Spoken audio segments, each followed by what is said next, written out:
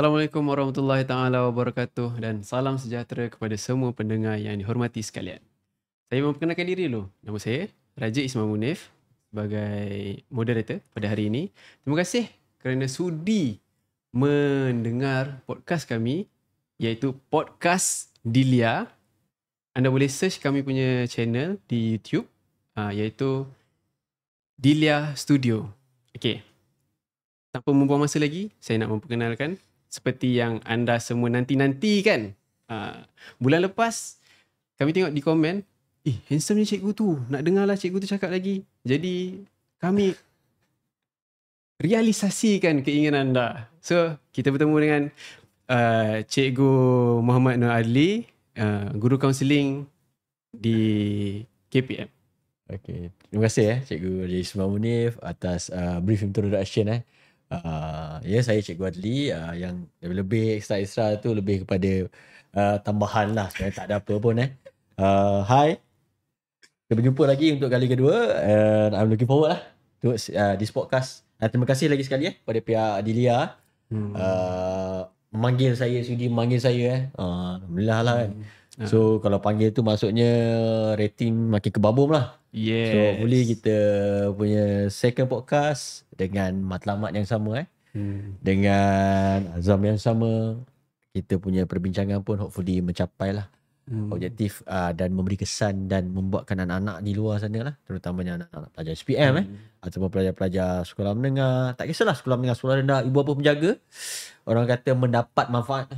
Bukan sekadar sembang kosong tapi ada manfaat. Yes. Okay. Janji kita, discussion kita ni memberi impact kepada semua pendengar-pendengar. Betul. Dan insyaAllah menambahkan lagi pengetahuan dan pemahaman dalam bidang pendidikan ini. Okay. So, tanpa membuang masa lagi, kita nak ke soalan yang pertama iaitu kepada semua generasi baru dan generasi lama. Ini kedua-dua soalan untuk anda. Yang pertama adalah untuk generasi lama. Anda nampak ada perubahan dari segi sistem pendidikan daripada tradisional kepada yang terbaru. Jadi, apakah pendapat anda apabila perubahan ini berlaku? Apa yang perlu dilakukan oleh pelajar-pelajar sekarang? Dan untuk pelajar-pelajar sekarang, apakah pandangan anda untuk sistem pembelajaran sekarang? Sebab perspektif kami berbeza berbanding dengan pelajar-pelajar sekarang. Jadi tinggalkan komen anda di ruang komen dan kami akan cungkilkan komen yang terbaik. Okay. So cikgu, yang pertama sekali adalah cikgu berpengalaman selama 7 tahun dalam mengajar, betul? Lebih kurang 8 ke 7, 8 tahun lah. 8 tahun. Sekarang masuk tahun ke-8, betul? Sekarang masuk tahun ke-8 lah. Okay. So berdasarkan pengalaman cikgu tu sendirilah, daripada tahun 2014 semakin lama semakin berganjak ke arah digitalization, digitalisasi. Apa perkara yang baik dan perkara yang kurang memberangsangkan dalam pendigitalisation ni lah, pendigitalisasi ni. Okey, terima kasih kepada Cikgu Raja. So kita ambil dalam bahasa yang mudah lah. Okay, itu zaman digital. Zaman digital. Okay, zaman digital ni kalau kita nampak, digital ni bukan bermula pada tahun 2020. Bukan bermula tahun PKP, bukan bermula pada selepas PKP, tapi ia bermula sejak dari dulu lagi. Tapi yang membezakannya adalah trending. Istilah trend lah. So istilah trend, arus peredaran masa. Kalau tahun 2010, 2011 cara pendekatan dia macam ni. Sekarang dah kita boleh nampak media sosial semakin rancak. Kita dah boleh nampak jana pendapatan pun dah boleh. Di sini kita boleh nampak dalam tempoh 10 tahun yang awal ni, kita boleh nampak 10 ke 15 tahun kita dah mula melahirkan influencer-influencer. Betul. Ramai influencer. So saya rasa dari segi akademik, dari segi keseronokan, kita ada influencer-influencer yang mahir ataupun yang dah memang bertapak lama. Tapi macam Cikgu Raja cakap, yang membezakannya adalah cara kita. Perbezaan penerimaan generasi dulu, generasi sekarang. Dan saya nampak kecenderungan penggunaan AI ni lah. Ataupun sistem digital artificial intelligence. Kebijaksanaan tiruan ni digunakan ke arah yang macam mana. Itu yang saya nampak. Mungkin pada anak-anak pelajar nampak istilah ni agak terlalu tinggi. Tak, dia senang macam ni lah. Kan kalau kita ada satu media sosial, kita berhibur ataupun seronok lah dengan benda ni. Tapi keseronokan kita itu mendatangkan manfaat ataupun tidak. Itu yang kita nak bincangkan lah pada hari ni. Dan kita boleh nampak lah trend-trend ataupun persekitaran kita lah. Sistem pembelajaran kita. Itu nanti kita akan kupas lah lebih lanjut melalui topik-topik di dalam tajuk ini nanti. Okay. So untuk konteks pendengar dan penonton semua, AI Artificial Intelligence tu adalah salah satu kemajuan teknologi yang senang cerita kita ramai yang guna sekarang. Kalau tak kenal, tak tahulah. ChatGPT. So ChatGPT ni itu adalah salah satu AI Artificial Intelligence. Dan juga ada yang baru like DeepSeek R1 iaitu another AI tapi features function yang sama. Asas dia ChatGPT ni lah yang kita nampak yang begitu orang kata selalu digunakan, betul? Betul. Sebab saya pun boleh nak katakan adalah ChatGPT yang masa Cikgu Raja cakap tu, bila ChatGPT ni kita ni kadang-kadang nak cari nombor telefon dekat situ pun boleh cari nombor telefon. Kadang-kadang kan saya cakap tu serang berdasarkan pengalaman saya kan, saya nak cari nombor telefon satu pejabat, ada satu pejabat ni, kalau saya search di Google tak jumpa, saya call guna nombor yang tertera kat Google lah, tak dapat. Tapi bila kita check dekat GPT ni, boleh saya mendapatkan nombor telefon secara bagi pejabat direct. Yes, secara perinci sampai tu terus dia bagi, dan saya boleh terus kontak. Maksudnya sangat memudahkan. Maksudnya di luar jangkauan batasan pemikiran kita. So bila sebut ChatGPT ni dah macam sinonim lah dengan dunia sekarang. Betul. Saya nampak lah. Minta maaf lah sedikit mencelah lah. Sebab saya macam familiar lah. ChatGPT ni rasa macam seronok sangat lah. Mudah sangat lah hidup saya. Saya nampak lah. Itu yang kita nak kupaskan. Cikgu Adli gunakan untuk memudahkan hidup. Tapi cuba bayangkan kalau let's say lah dia terlalu memudahkan, macam nak cari maklumat ChatGPT, nak cari tu AI, nak cari ni AI. Kalau one day AI tak ada, apa jadi? So kita simpan tu dulu. Tapi yang saya nak dapatkan info daripada Cikgu Adli adalah, sebab Cikgu Adli adalah guru kaunseling di sekolah, jadi saya nak tahulah apa yang implementasi ataupun kegunaan di sekolah, like cikgu-cikgu, pelajar-pelajar. So apa yang digunakan, dimanfaatkan AI tu dalam sistem pembelajaran sekolah. Okay, berdasarkan pengalaman dan apa yang saya boleh lihat lah di persekitaran saya, iaitu school setting Cikgu Raja, bila school setting ni kita nampak dari segi aspek pendidikan lah, kita memang akan sentuh kat situ lah. Aspek pendidikan, aspek disiplin, pengawasan pelajar, itu sekolah. Kita nampak. So bila kita masukkan AI ni sebenarnya ke dalam sekolah ataupun digital ataupun sistem yang agak maju berbanding sistem-sistem lama yang biasa kita gunakan ataupun sistem yang sedia ada, tapi kita cuba upgrade kita punya kemahiran dan kebolehan kita dalam pasaran digital ni, kita nampak AI ni sebenarnya sangat membantu. Betul. Sangat membantu. Okay, contoh yang kita boleh ambil, kita tak perlu nak susah-susah.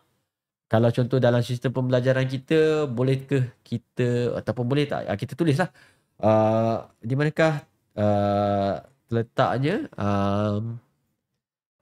di manakah terletaknya, contoh kita ambil paling senang lah, kalau contoh subjek geografi lah, di manakah terletaknya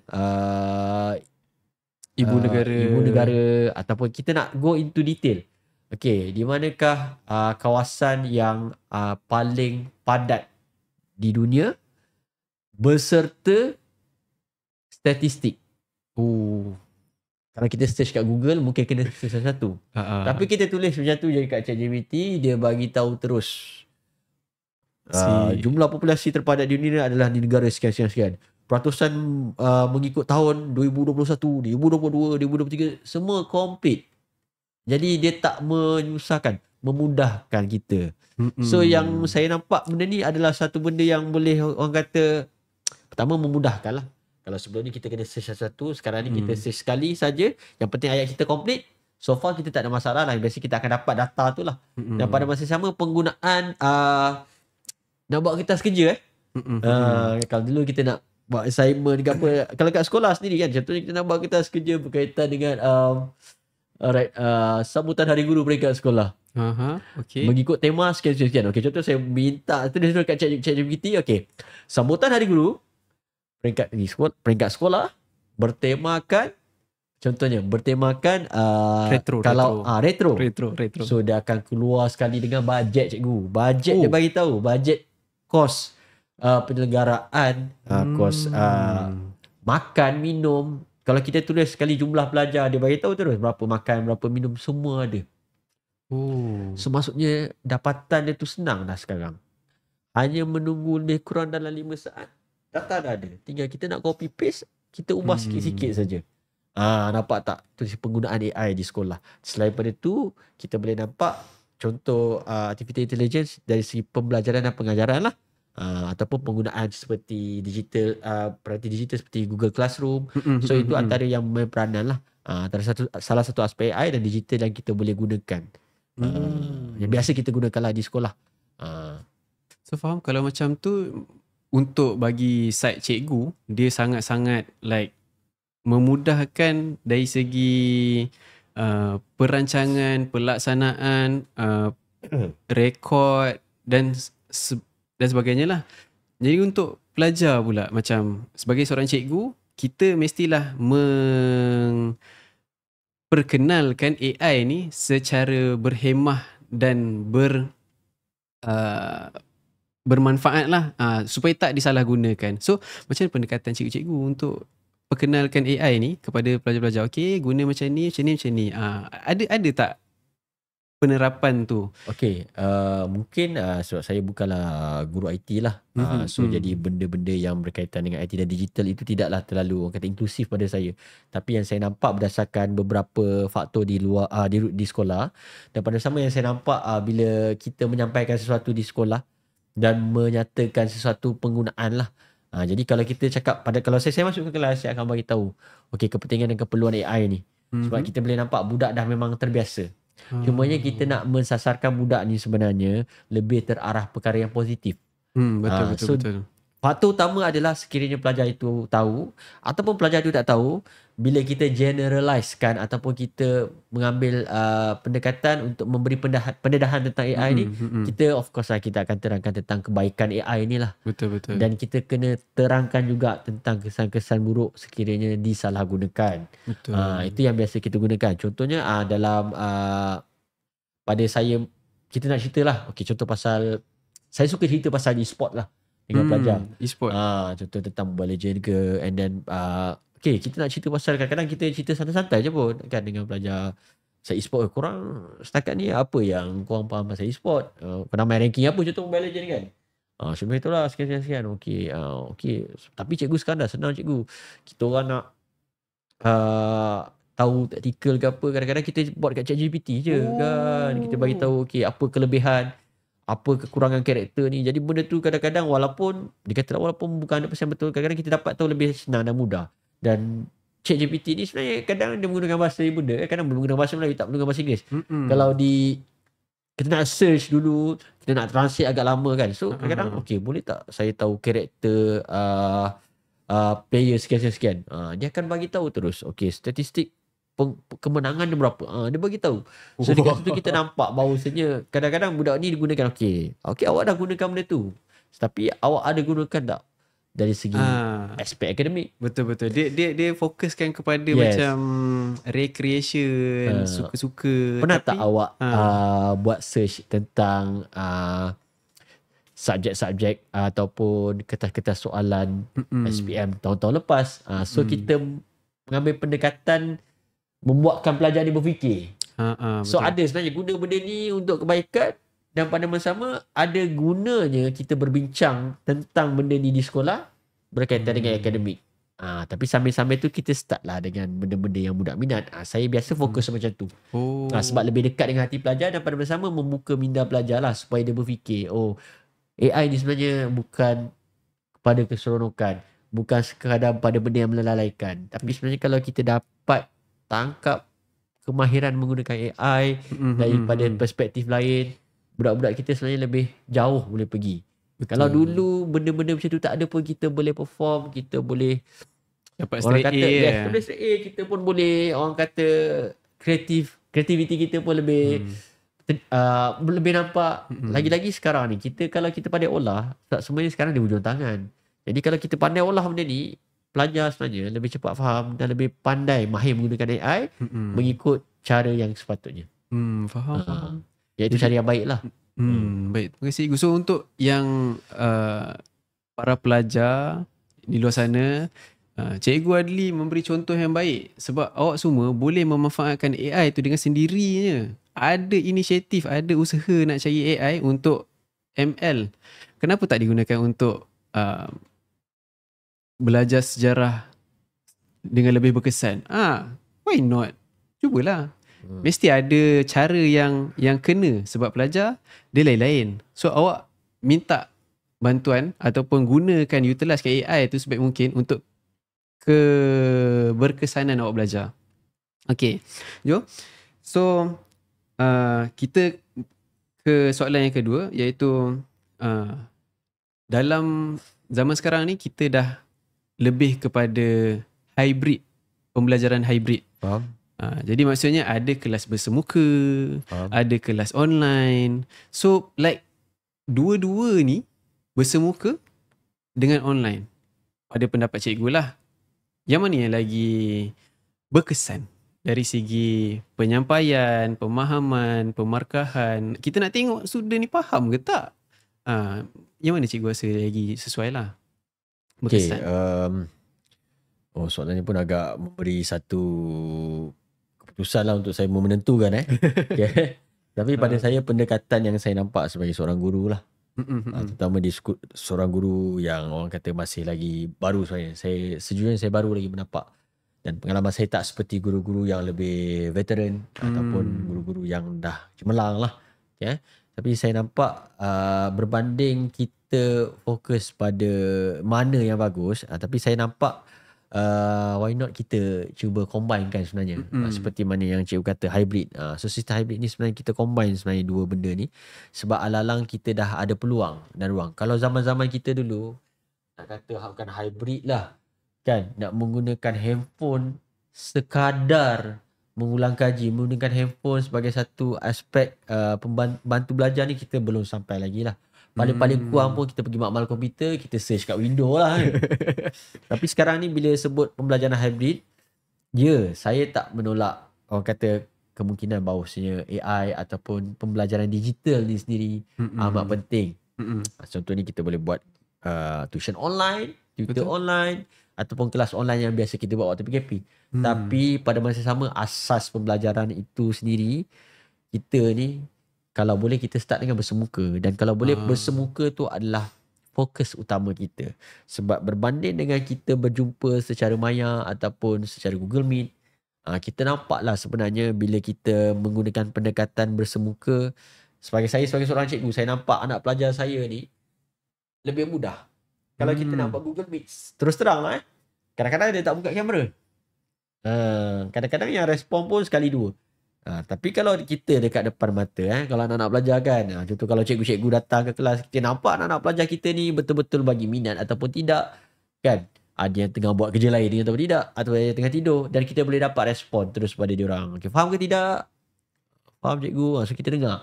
Kalau contoh ada yang tak bagi respon, Ali faham ke tidak? Faham cikgu, faham.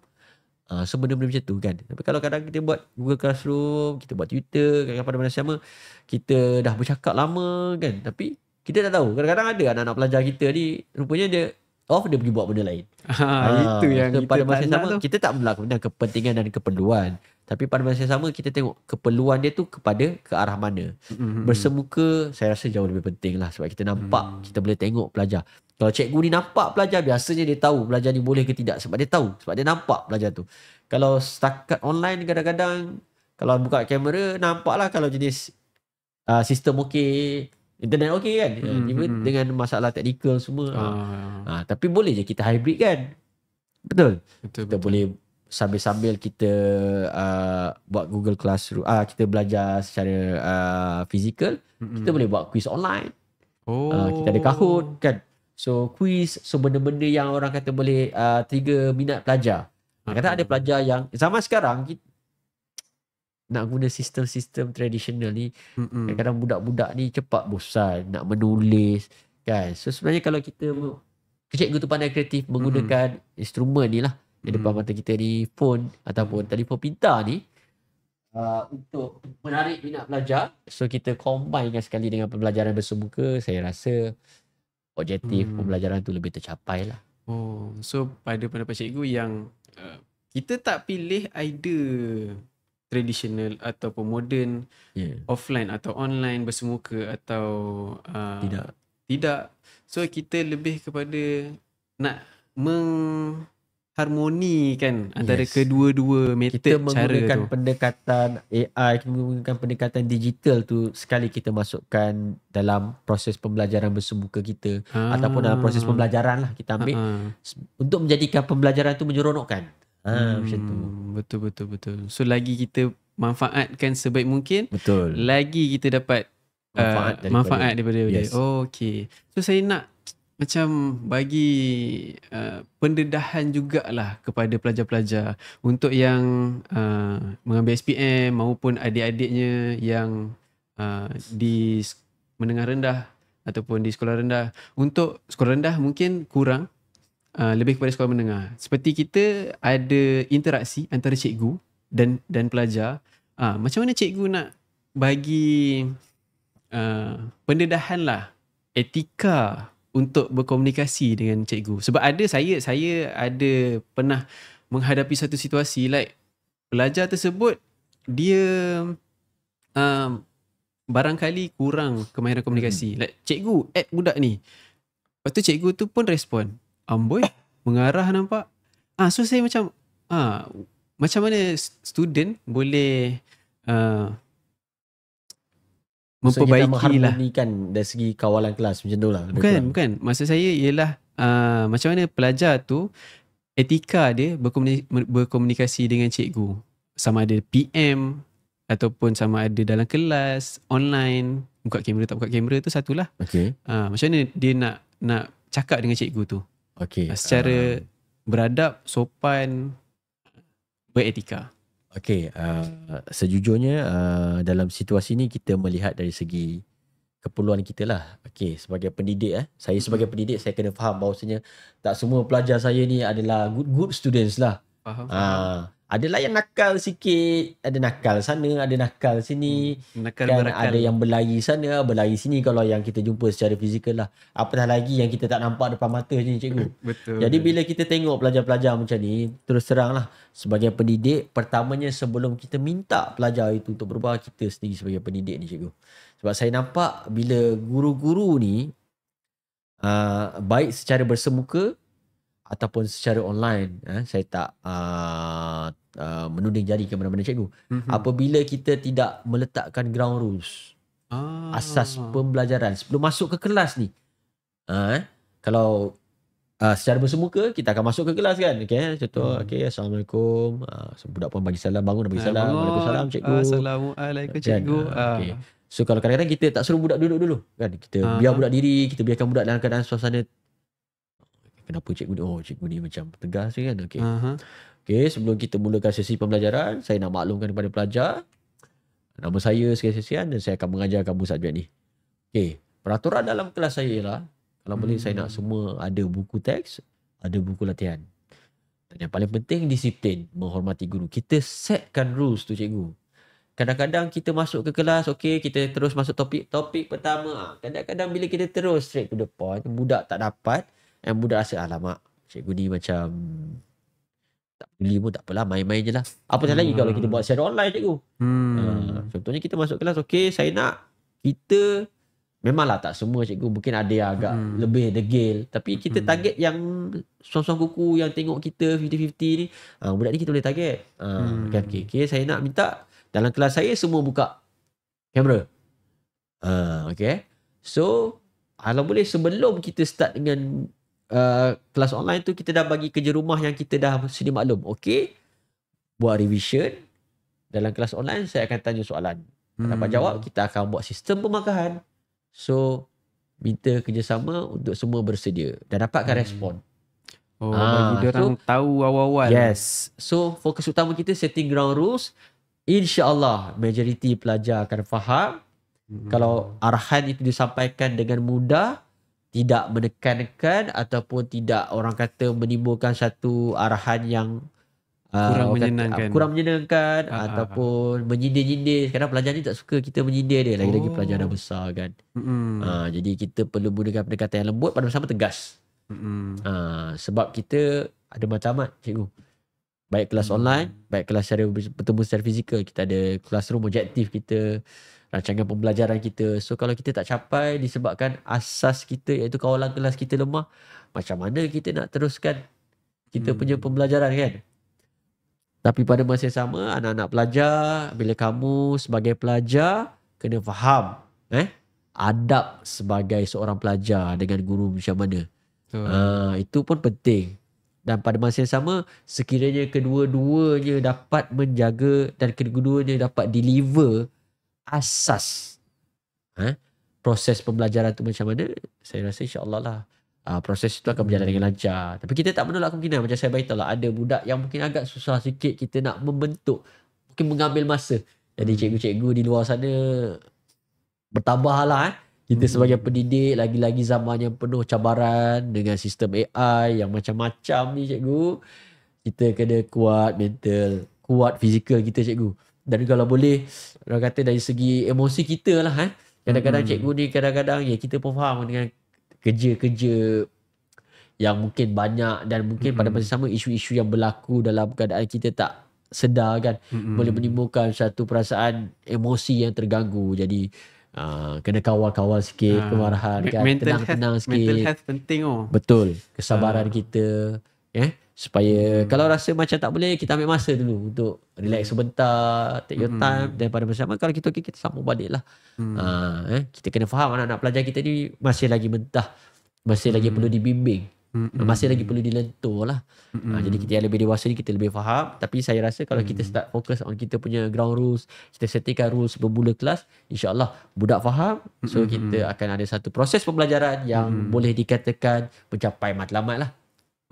So kira ini lebih leaning kepada pendidik lah. Untuk para pendidik, macam mana kita salah satu cara untuk mengajar dengan lebih efisien, sama ada kawalan dalam bilik darjah ataupun dalam sesi live class, itu salah satu cara yang boleh diaplikasikan. Untuk pelajar-pelajar, suka untuk saya tambah sedikit.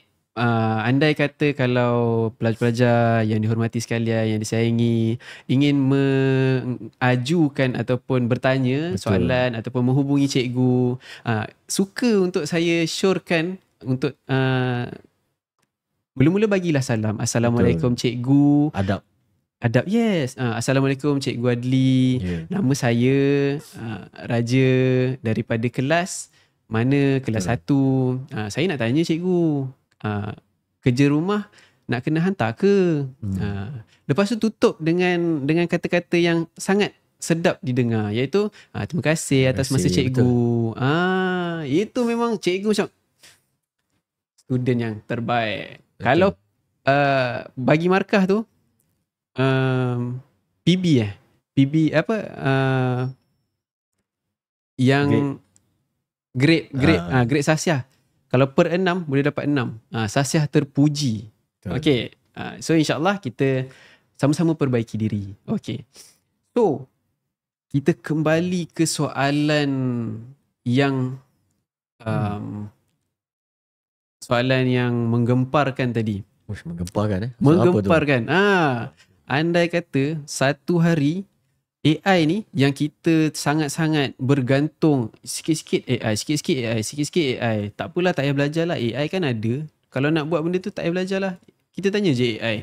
Apa-apa semua tanya AI. Sekali AI error 404 ataupun unavailable, Okay. system down. Sistem Macam offline. mana ataupun memang tak wujud dah. Macam mana kita, apa yang jadi waktu tu? Betul. Ha. Betul. Yang jarang lah rasanya kita berfikir kan. Bila kita terlalu berfikir ke hadapan, kita terlalu ke hadapan, rupanya kita terlupa apa yang akan berlaku di kemudian hari. Maksudnya orang kata precaution lah, langkah berjaga-jaga lah.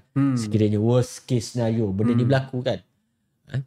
Lah, saya pun baru terfikir sebenarnya benda ni, dan saya tak menjangkakan soalan-soalan yang begitu orang kata Di luar kotak. di luar kotak. Tapi Di luar pada sama AI. sebenarnya bukan di luar AI. Sebenarnya konteks yang bagus boleh menjadi satu ilmu pada pelajar ni. Kadang-kadang dia nampak yang seronok, nampak yang mudah saja.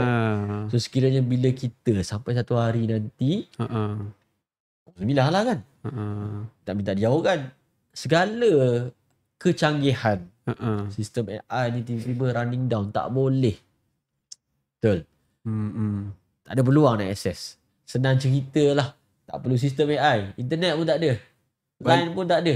Balik ke tradisional. Balik ke cara tradisional ni, macam mana kita nak lalui? Sebab tu pentingnya asas ilmu tu. Seperti mana Cikgu Raja sebut, adab. Okay. Satu, adab.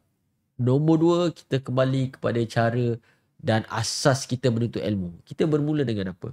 Membaca, mengira, mendengar, bertutur dan juga menulis.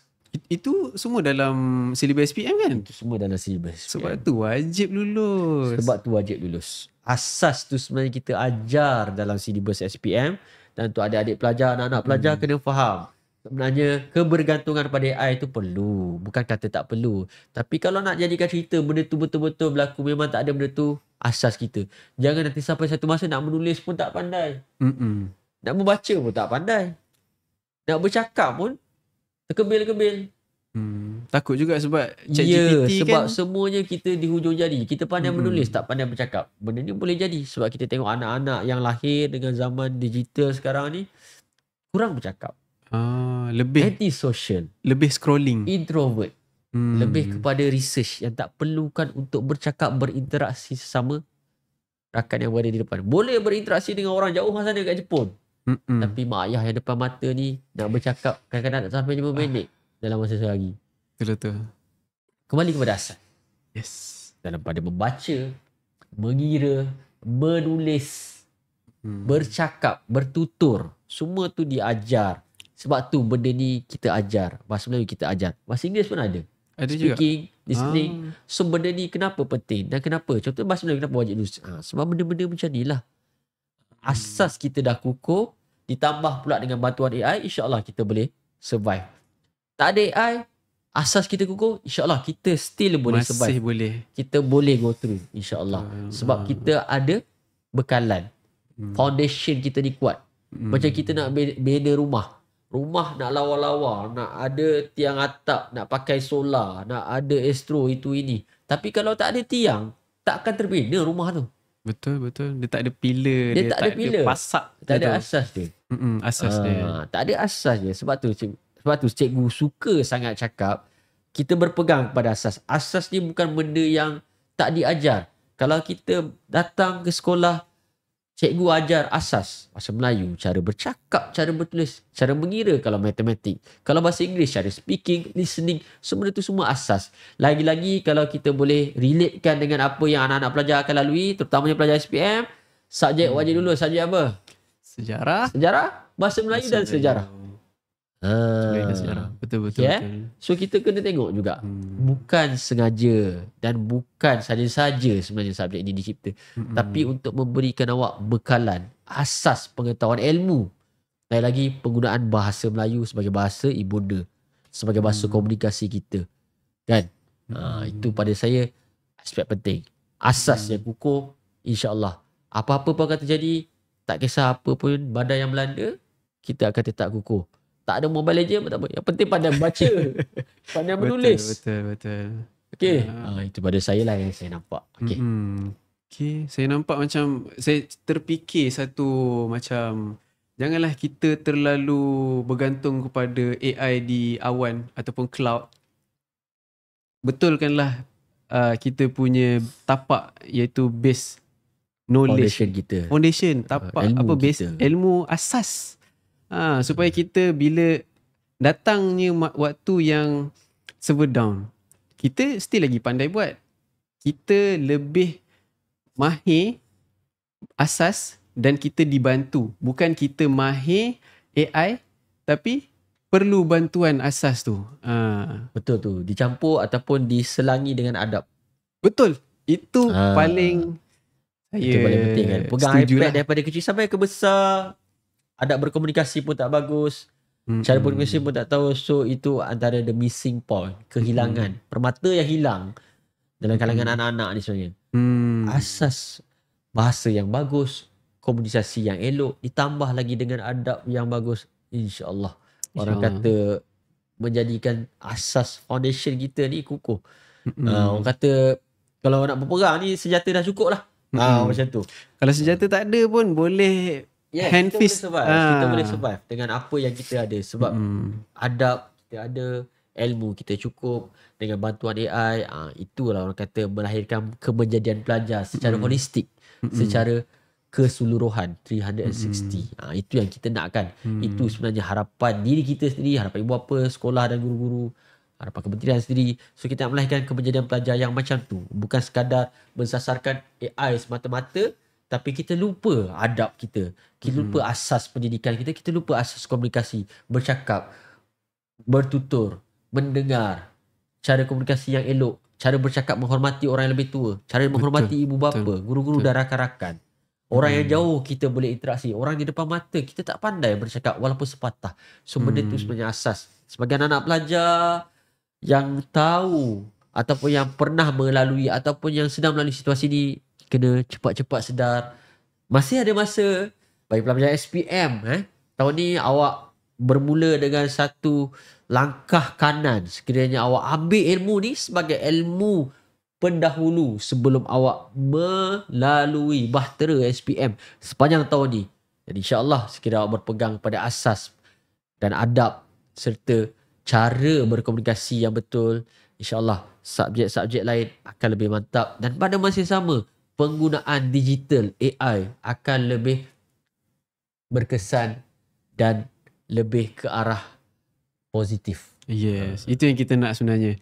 Sebab apa yang kita bincangkan ni, yang paling penting adalah apa benda yang positif yang kita boleh ambil. Betul.